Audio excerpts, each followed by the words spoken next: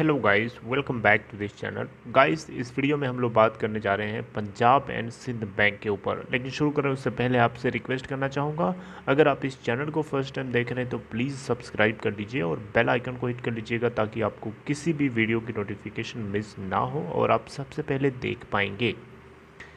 तो हम Punjab and Sindh bank की बात तो करेंगे ही करेंगे, लेकिन सबसे पहले मैं आपसे बात करना चाहूँगा इसके ट्रेडिंग पैटर्न के बारे में। देखिए, मंडे के दिन आज की क्या सिचुएशन रही, मैं आप लोगों से वो नहीं डिस्कस करूँगा, लेकिन इससे पहले वाले दिन की सिचुएशन को अगर मैं बताना चाहूँ तो देखिएगा 9,69,046 टोटल वॉल्यूम ट्रेड किया गया था, जिसमें 71.34% की डिलीवरी उठाई गई थी।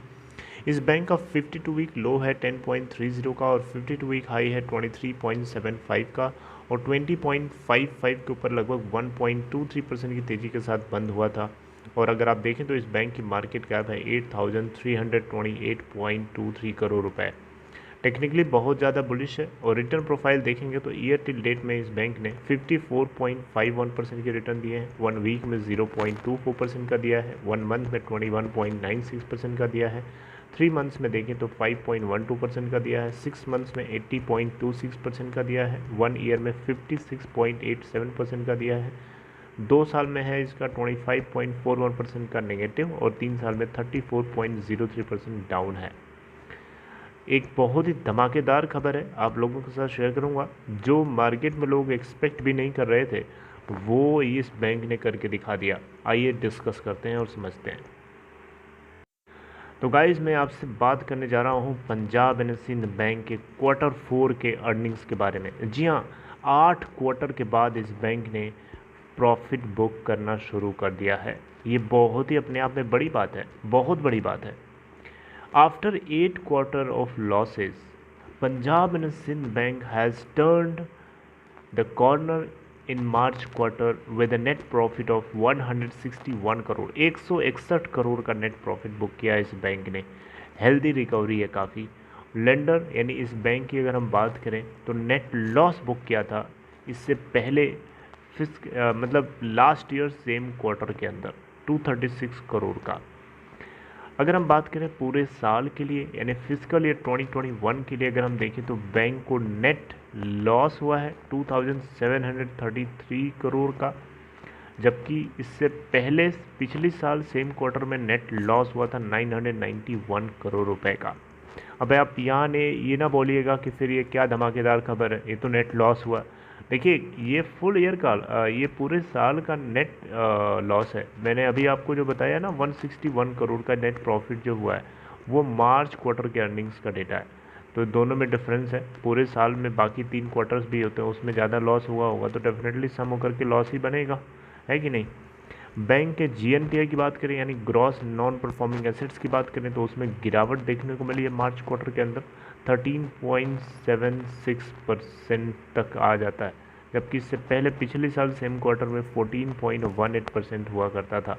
नेट NPA भी ऑलमोस्ट हाफ हुआ है, 4.04% इनको मिला है इस बार मार्च क्वार्टर में, जबकि इससे पहले 8.03% हुआ करता था पिछले साल सेम क्वार्टर के अंदर। सिक्वेंशली अगर देखें यानी हम क्वार्टर दर क्वार्टर देखेंगे तो इनको GNPA में थोड़ी सी ग्रोथ देखने को मिली है, यानी GNPA थोड़ा सा बढ़ा है 13.14 से बढ़ करके आप देखें यहाँ पे तो कुछ बढ़ गया है, यहाँ पे मेंशन नहीं है। और जबकि नेट NPA के अंदर अगर हम देखें तो वो भी 2.84% से थोड़ा सा जंप किया है। इसके पीछे एक छोटा सा लॉजिक है, मैं भी आपसे वो शेयर करूँगा। But the rise in gross bad loans was the fallout of Supreme Court recently vacating an earlier order that had directed lenders not to classify an account as NPA if it was not so until 31st August 2020।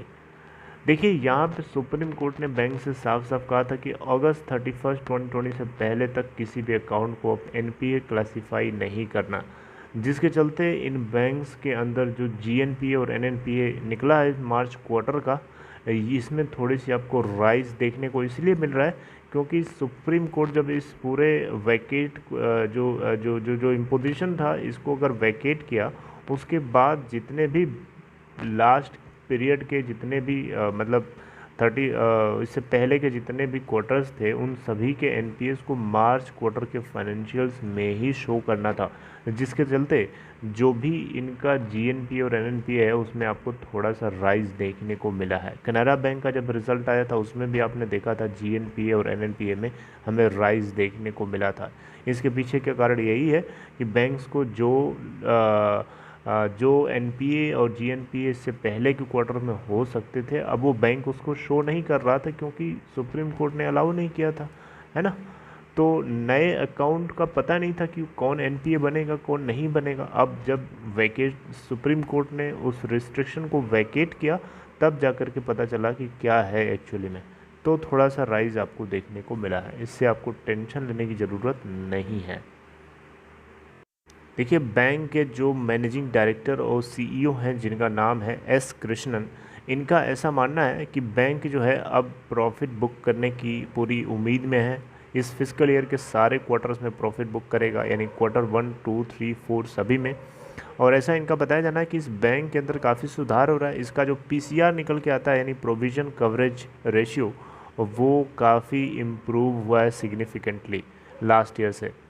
और यहाँ आप देखें तो यहाँ पे चीज़ data भी दिया गया है, PCR improve significantly over the past year from just about 67% in March 2020।